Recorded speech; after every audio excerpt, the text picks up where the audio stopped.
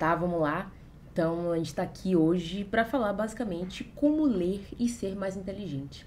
Afinal, a gente quer de fato que a nossa inteligência aumente e que, consequentemente, a gente ganhe mais dinheiro e todas essas coisas que a gente necessita e que faz parte da nossa, vamos dizer assim, dos nossos desejos em relação à nossa própria vida, né?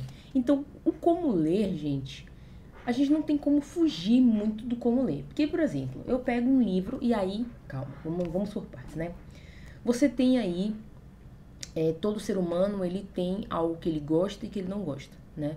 Então a gente tem, sei lá, eu gosto, por exemplo, de maçã, de banana, mas eu não gosto tanto, sei lá, de mamão, por exemplo. Como mamão, como, mas não é uma coisa que eu me dê um super prazer, como, por exemplo, eu comer essas outras duas frutas. Em relação aos nossos interesses também, isso acontece. Então, é muito mais fácil que eu me interesse por um livro de, por exemplo, semiótica, ou de, por exemplo, de escrita, né, Jornada do Herói e tal, do que um livro que fale, por exemplo, sei lá, de autoajuda, um livro de Augusto Cury. É muito difícil que eu vá escolher um livro de Augusto Cury se eu tenho outras opções na minha frente, principalmente se são boas opções, né? Então, todo ser humano ele tem gostos. Então, quando você tem gostos, é muito mais fácil que você escolha uma determinada coisa. Vamos, sei lá, vamos dar um exemplo concreto. Vamos dizer que eu queira estudar psicologia, que eu simplesmente me deu na trilha de estudar psicologia. E qual é o primeiro passo que eu tenho que fazer? Você pode jogar, é claro, livros de psicologia no Google, como também você pode ir direto, sei lá, de repente na Magazine Luiza, na Amazon, para não dizer Amazon, eu iria direto na Amazon.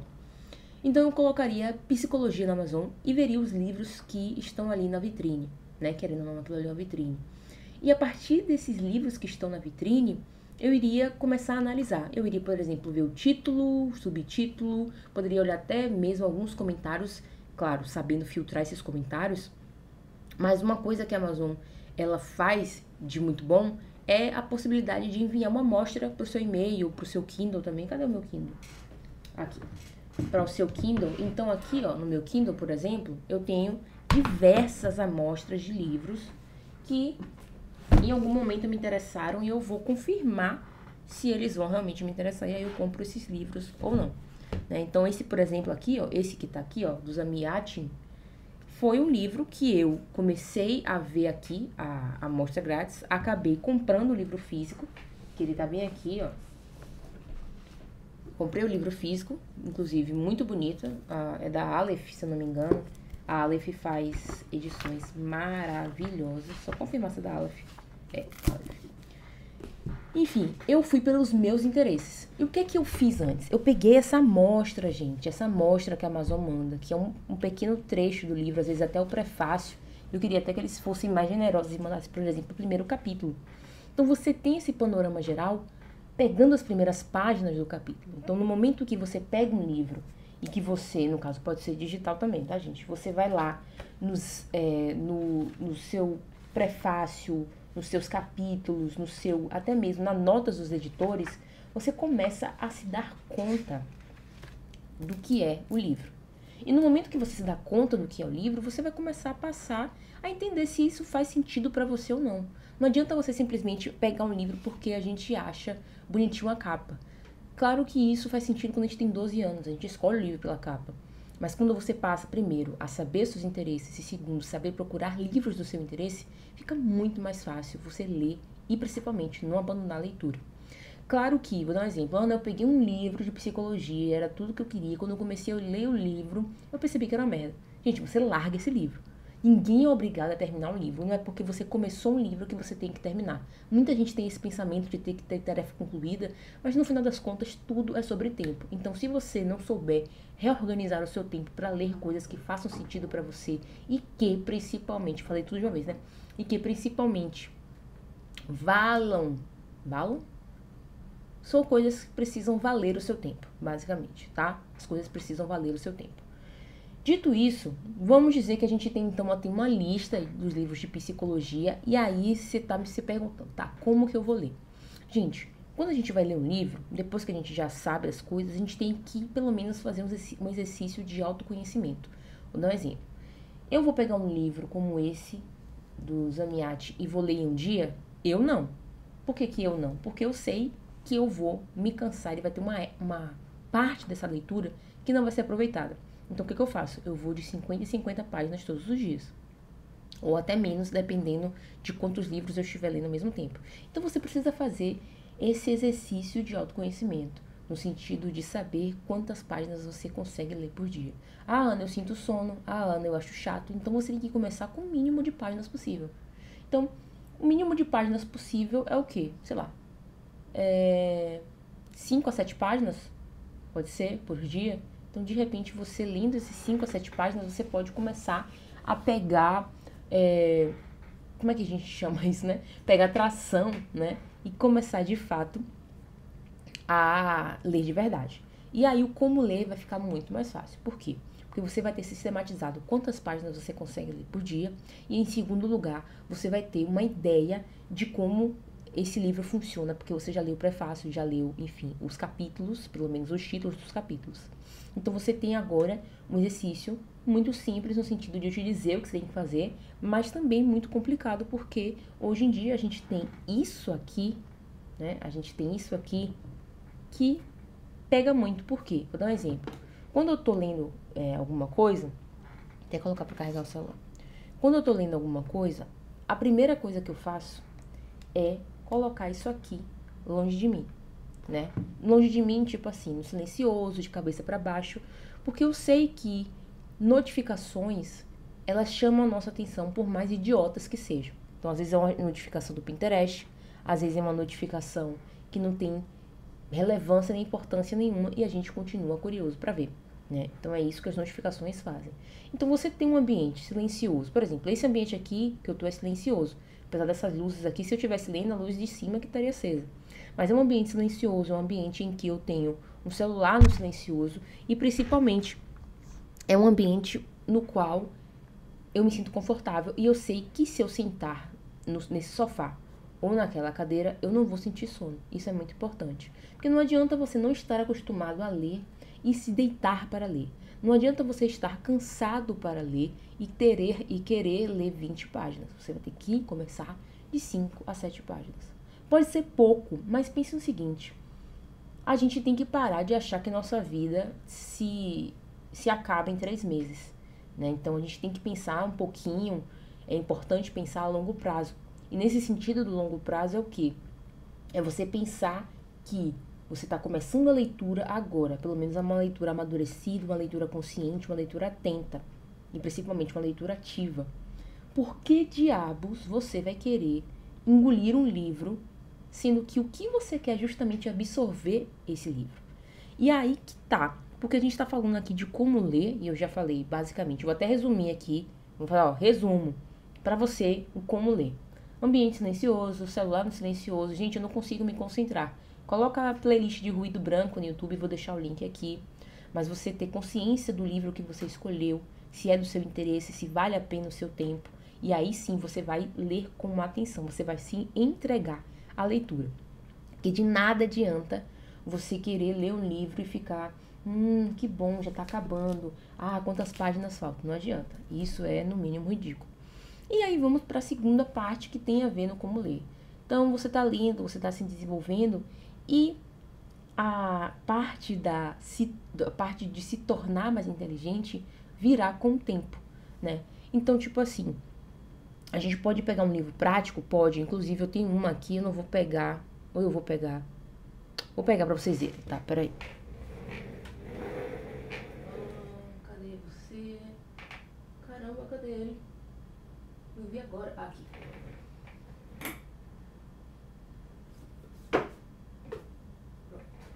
Vamos pegar esse livro aqui. Tem esse livro aqui, ó. Sprint, o método usado. Então, nós temos esse livro aqui, ó. Então, nós temos esse livro aqui, que é Sprint, o método usado no Google para testar e aplicar novas ideias em apenas 5 dias. Esse livro aqui, gente, eu li porque eu trabalho com UX Design e a gente costuma trabalhar em sprints.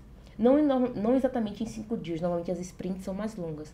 Mas eu li esse aqui porque eu percebi que em algum momento a gente vai poder, né, no caso de UX Design, vai ter que testar ideias em um curto espaço de tempo para ver se vale a pena, se é viável, e aí a gente vai desenvolver e passar para os devs.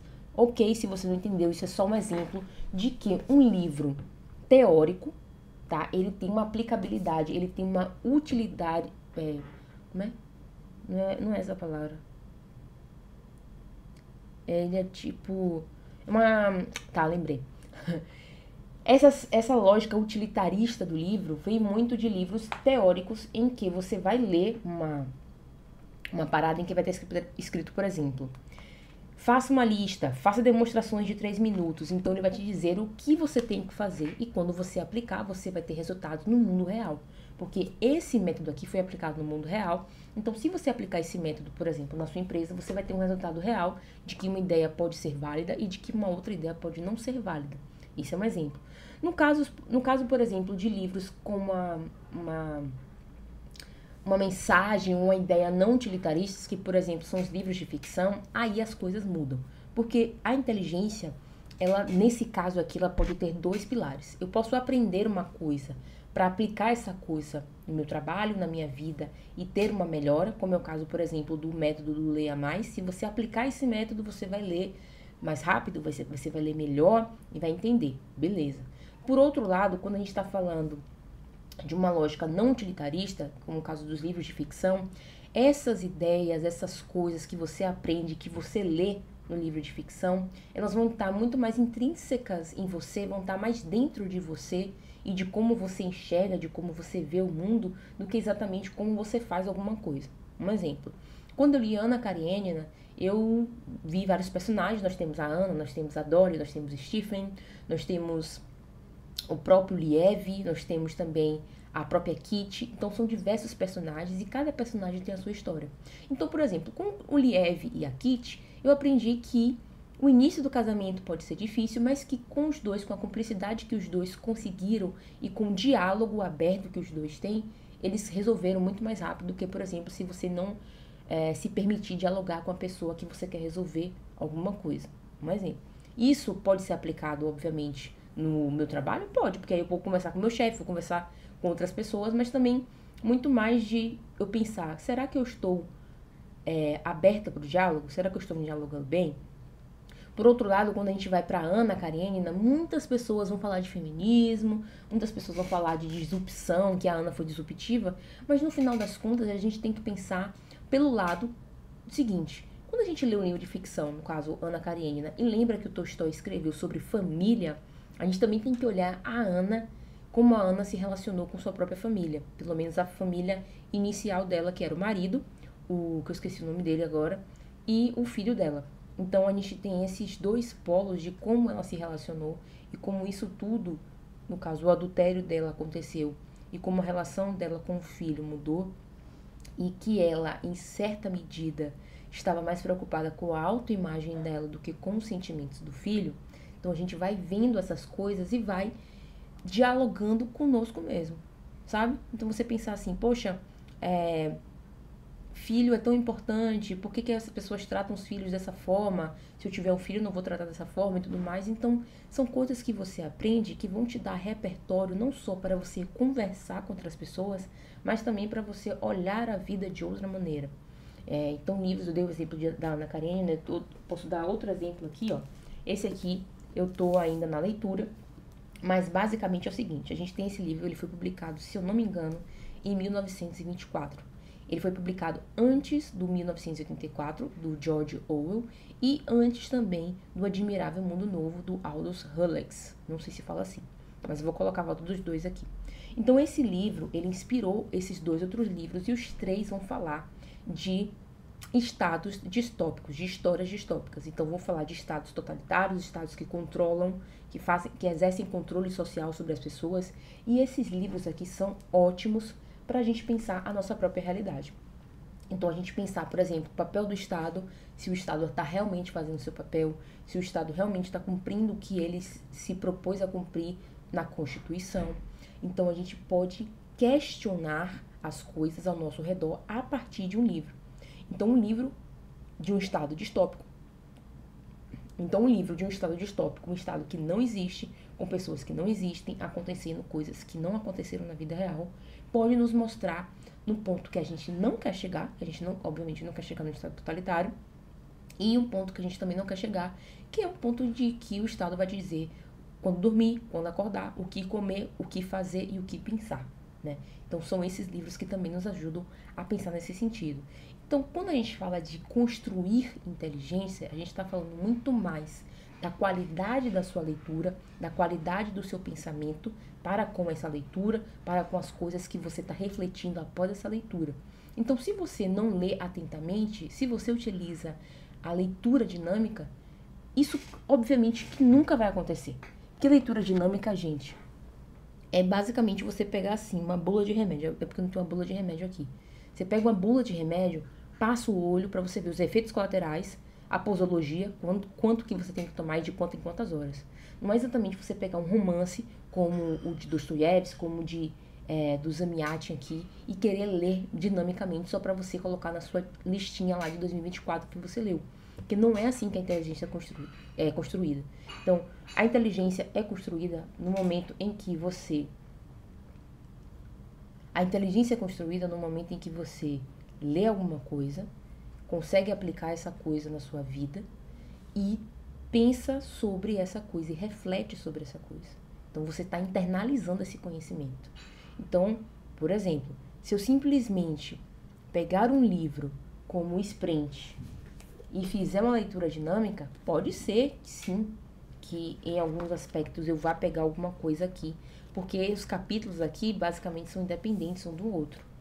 Mas se eu quiser aplicar o Sprint com maestria e ter pelo menos algum tipo de resultado do Google, eu vou ter que ler com um pouquinho mais de atenção, né?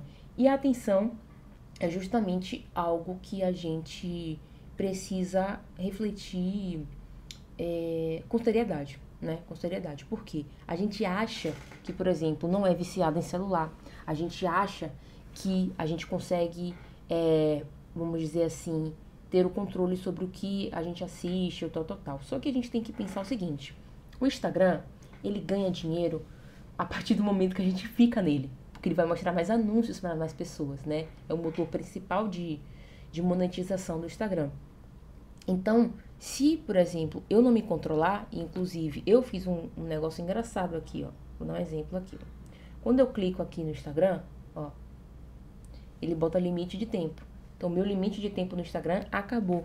E eu fiz isso não porque eu tava assistindo Reels ou assistindo qualquer outra coisa, porque eu nem assisto. E na realidade, acho que tem mais ou menos uns 4 anos que eu silenciei todos os stories do meu Instagram. E eu só assisto os stories de pessoas específicas que eu gosto, né? Fora isso, eu não assisto, porque eu me via perdendo muito tempo vendo a vida dos outros. E eram vidas que nunca me interessaram, no final das contas, né? Então, eu acabava perdendo meu tempo vendo a vida dos outros e eu não queria mais. Então, eu simplesmente fui eliminando as coisas. Então, eu peguei todos os stories, silenciei. Eu também peguei, agora fiz esse limite de tempo. Então, são coisas que você vai se... Tal qual um animal mesmo, gente. Você vai se adestrando, basicamente. Porque senão você vai ficar, de fato, olhando o Instagram. Porque é muito, gente, é muito. Mas é muito mais fácil eu ficar com o Instagram aqui, arrastando aqui, do que eu simplesmente pegar um livro e ler, sentar ali e ler. A concentração é totalmente diferente. Às vezes eu tô aqui no Instagram, tô pensando em uma outra coisa e continuo arrastando o dedo. E tanto faz pro Instagram, com tanto que você fique ali, tá? E tudo bem, gente, é a loja da empresa. A empresa tem que ganhar dinheiro, então eles fazem as coisas. E a gente que tem que cuidar de nós próprios, né? Aí, isso também acontece, é claro, no TikTok, tá? Vamos dizer assim, o algoritmo do TikTok é um pouquinho mais inteligente?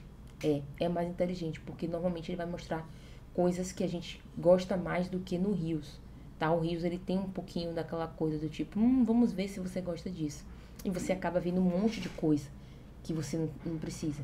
Então, às vezes você fica 5 horas, você fica 3 horas no Reels, e essas 3 horas poderiam ter sido muito mais aproveitadas lendo um livro, assistindo um filme, assistindo uma série de verdade. Inclusive, eu tive a impressão, e eu acho que foi o PH Santos que falou sobre isso, de que a Netflix está fazendo filmes para que a gente assista com o celular. Porque são filmes e séries, né? Porque são filmes e séries em que a gente tem uma história muito truncada. Tipo assim, ela se desenvolve devagarzinho, bem mastigadinho, como se as pessoas não tivessem capacidade de raciocinar e de ver aquela série com seriedade. Claro que tem outras séries também que a gente, por exemplo, não vou lembrar. True Detective. True Detective. É uma série excelente. Eu acho que é a primeira temporada que eu assisti. Eu gostei muito, muito mesmo. E é uma série que realmente, se você não prestar atenção, você vai perdendo alguma coisa. A mesma coisa acontece, por exemplo, com livros best-seller. Se a gente está procurando nutrir a nossa inteligência, a gente precisa nutrir a nossa inteligência com coisas boas. Não adianta assistir uma série qualquer, não adianta ler um livro qualquer, e também não adianta você ler um livro do tipo best-seller farofento, né? Porque existem livros best-sellers que são belíssimos, que continuam vendendo até hoje, como, por exemplo, Agatha Christie, Sherlock Holmes, o próprio Harry Potter. Então, são livros que são best-sellers, mas você vê que tem uma... Como é que a gente chama isso? Uma essência? Tem uma essência, tem um enredo, tem uma história, tem personagens concretos. Ao contrário de, inclusive, eu já falei isso, eu vou até deixar aqui o vídeo, já falei sobre isso na Colin Hoover. Eu comparei a personagem Lily Bloom com a personagem da Anna Karenina, pra te mostrar o que é um personagem fraco, o que é uma história fraca, o que é um enredo horroroso de uma história em que você tem bons personagens, boas histórias e um enredo primoroso.